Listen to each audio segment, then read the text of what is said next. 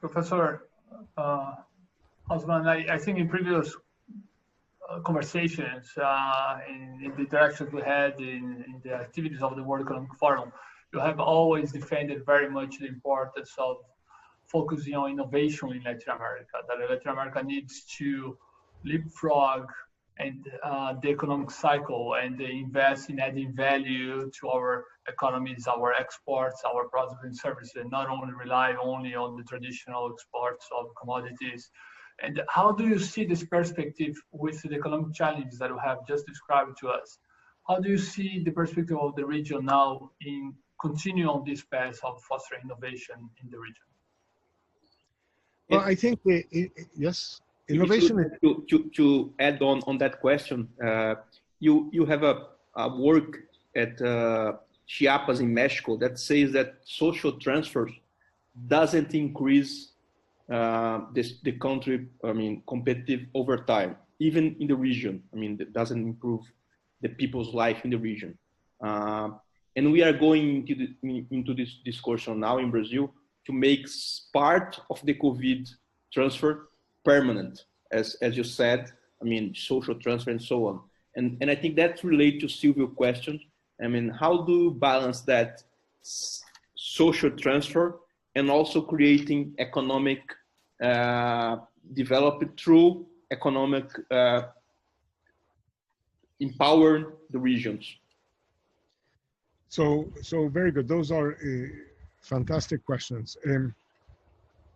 Let me start maybe by prefacing with what I think is a clear Brazilian problem. Brazil is a country that has probably one of the largest governments in terms of spending in the developing world, and has probably the highest tax rates in the developing world. The tax revenues as a share of GDP are over 40% and so on. Those are things that many OECD members don't reach, and countries at the level of income of Brazil typically don't reach. So our interpretation in a previous work I did about 12 years ago for the Centro de Liderança Pública, CLP, I did a growth diagnostic of Brazil. I thought that Brazil's problem was that it had an overextended state, that the Constitution of 1987, was it, or 88, increased dramatically current spending in government. And that left the government with very little money to do infrastructure spending. It left it with the need to raise tax revenues a lot. It left them with the need to borrow a lot, very fragile and sensitive to interest rates, causing the debt service to go up, the deficit to go up, requiring so this fragile debt dynamics.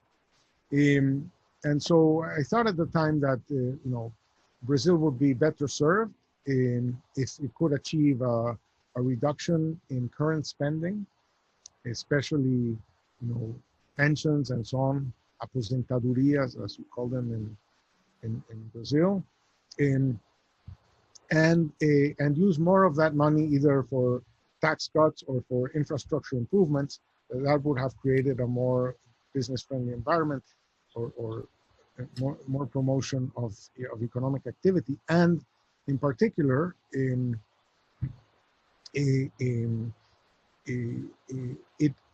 it would, what was very healthy about Brazil is the fact that, in spite of the fact that for a good chunk of the past few years, we've had the highest real interest rates in the world, investment rates, private investment rates in Brazil are kind of like normalish. So you can imagine that in a world where, more normal interest rates, you would get much more private sector dynamism. Anyway, so that was my initial thoughts on more structural situations pre-COVID in Brazil. So I thought, it was very interesting in the government of President Temer, how quickly the situation was turned around the moment you indicated that there was, the possibility of fiscal stabilization and improvements. And suddenly you saw big declines in interest rates, a big recovery in economic activity that came out of nowhere. So I think that working on that agenda is important. But you mentioned several things. One is, Silvio mentioned innovation, and you mentioned Chiapas.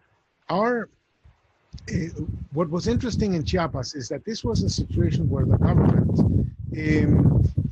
saw the Zapatista rebellion in 1994 and got really scared and decided to put a lot of money into Chiapas. And they improved the infrastructure, they improved the social infrastructure, they improved the external connectivity of Chiapas. They spent a lot of money in Chiapas. And Chiapas went from being the poorest state in Mexico to being the poorest state in Mexico. And it went from having the lowest growth rate in Mexico to having the lowest growth rate in Mexico. So all of these well-intentioned activities to try to improve on things in Chiapas did not materialize into more development.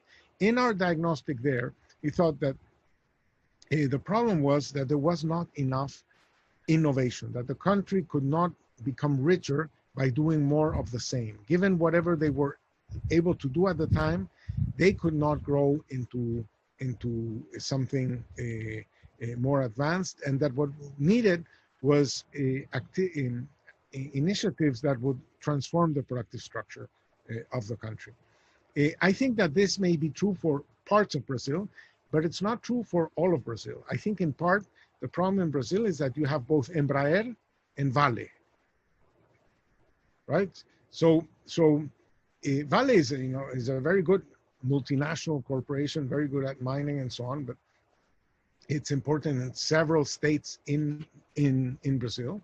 So like the manufacturing base of Brazil has never been able to have an environment in which it can grow, exploiting global opportunities. I remember the days in which Brazil, say in 1980, looked more promising as a manufacturing base than Korea. And now look at Samsung and tell me what is the equivalent Samsung in Brazil. So that productive transformation never happened in Brazil. And I think in part it's because the macroeconomics was never the right thing, but because Brazil has been very disciplined. I would say it's probably the most serious of the Latin American countries in terms of betting on technology and so on, and that's why Embraer exists to begin with, right? And so in my mind, you need more of this transformation, but there's very little space for that transformation, given the other problems, fiscal problems that I mentioned before, that the society, maybe the society is too unequal. It has very, very large demands for redistribution, and that leaves relatively little space for other things.